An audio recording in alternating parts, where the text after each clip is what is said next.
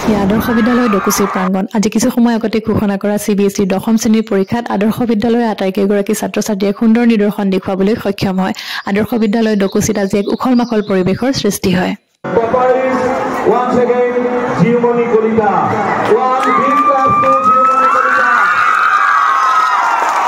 she scored 94.6%. The next is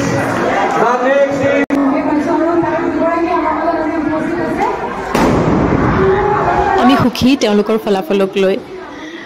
আমাৰ বিদ্যালয়খন যথেষ্ট এটা ভিতৰুৱা এলেকাত অৱস্থিত একবিংশ শতিকাটো যাতায়াতৰ সুচল ব্যৱস্থা নথকা এখন ঠাইৰ পৰা তেওঁলোকে পঢ়া-শুনা কৰি আজি এটা সুন্দৰ ৰিজাল্ট কৰি আমাক দিছে ইয়াতকৈ বেছি আমাক একো নালাগে আৰু পদুম আচলতে বুকাটিৰ ফুলে তাৰে আজি সুন্দৰ প্ৰতিফলন হ'ল এওঁলোকৰ উজ্জ্বল ভৱিষ্যত কামনা কৰিলোঁ এওঁলোক আগবাঢ়ি যাওক সফলতাৰ উচ্চ শিখৰত তেওঁলোকে আৰোহণ কৰক সকলো দিশতে এওঁলোকে যাতে দিনে দিনে আগবাঢ়ি যাব পাৰে তাৰে কামনা কৰিলোঁ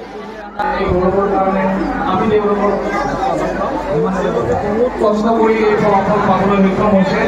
আজি এই সময়ছোৱাত তেওঁলোকৰ এই ফলাফলক লৈ আমি আদৰ্শ বিদ্যালয় পৰিয়ালৰ সকলো সদস্য সদস্যাই আনন্দিত গৌৰৱান্বিত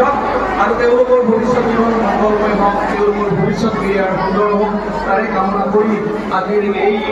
সৰু অনুষ্ঠপীয়াকৈ আয়োজন কৰা সম্পূৰ্ণ অনুষ্ঠানটিৰ সমাপ্তি ঘোষণা কৰিছোঁ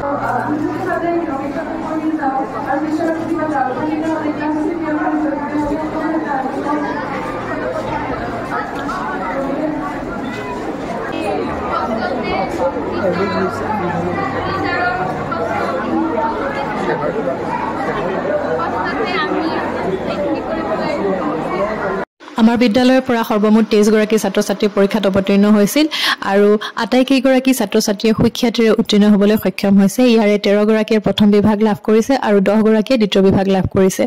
ইয়াৰে আকৌ অসমীয়া বিষয়ত 14 গৰাকীয়ে লেটাৰ নম্বৰ লাভ কৰিবলৈ সক্ষম হয় ইংৰাজীত 6 গৰাকী সোশ্যাল সায়েন্সত 5 গৰাকী জেনাৰেল সায়েন্সত 2 গৰাকী ম্যাথমেটিক্সত 2 গৰাকী আৰু ইনফৰমেশন টেকনলজিত 4 গৰাকীয়ে লেটাৰ নম্বৰ লাভ কৰিবলৈ সক্ষম হৈছে